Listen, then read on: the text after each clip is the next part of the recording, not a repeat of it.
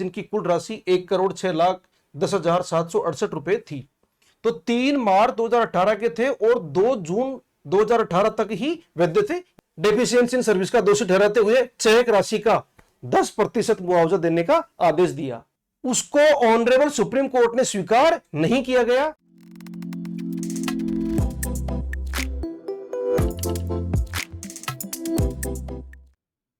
दोस्तों नमस्ते। आज का जो जजमेंट है वह है बैंक की सेवा में कमी यानी सेवा दोष। यानी उपभोक्ता के साथ में अगर बैंक कोई सही व्यवहार नहीं करता है, उचित समय पर कार्रवाई नहीं करता है, तो इसको बैंक को सेवा में कमी माना जा सकता है और बैंक कंपनसेशन के लिए लायबल हो सकता है। यह मामला ऑनरेबल सुप्रीम कोर्ट ने तय किया था और इस केस का जो जिस्ट था वो क्या था कि चेक को समय पर प्रस्तुत न करना बैंक की जिम्मेदारी में कमी है और इसके लिए बैंक उत्तरदायी होगा। फैक्ट क्या थे केस के? शिकायतकर्ता ने 29 मई 2018 को कैनरा बैंक में 2 चेक प्रस्तुत किए जिनकी कुल राशि 1,06,10,768 रुपए थी। ये दोनों जो चेक थे वो 3 मार्च 2018 के थे। आपको ये बात तो पता ही है कि कोई भी जो चेक होता है वर्तमान में जो आरबीआई के रूल्स हैं उनके अनुसार चेक की जो वैलिडिटी वैधता है वो 3 महीने की होती है। तो 3 मार्च 2018 के थे और 2 जून 2018 तक ही वैध थे यानी 3 महीने तक ही।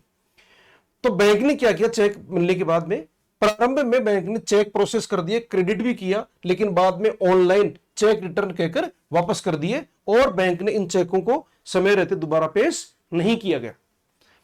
बैंक ने इन चेकों को समय पर पेश नहीं कर पाया और उसने बैंक ने क्या प्ली लिया कि हम क्यों नहीं कर पाए, उसको भी देखते हैं आगे।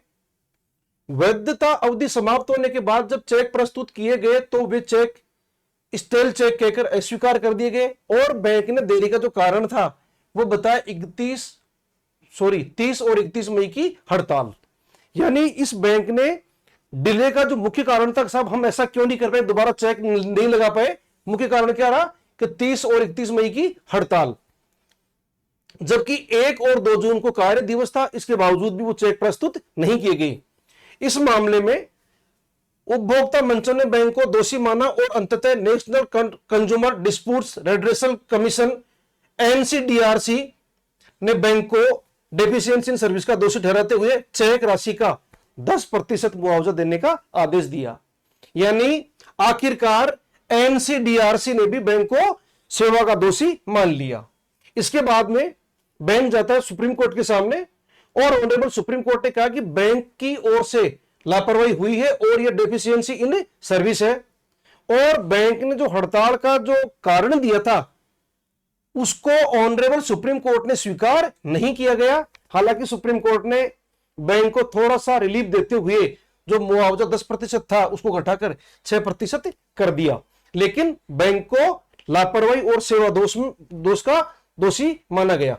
कैनरा बैंक वर्सेज कविता चौधरी सुप्रीम कोर्ट 2026 का ये केस था जो डेट ऑफ जजमेंट है 15 अप्रैल 2026 और जो बेंच थी इस बेंच ने ये मामला तय किया है।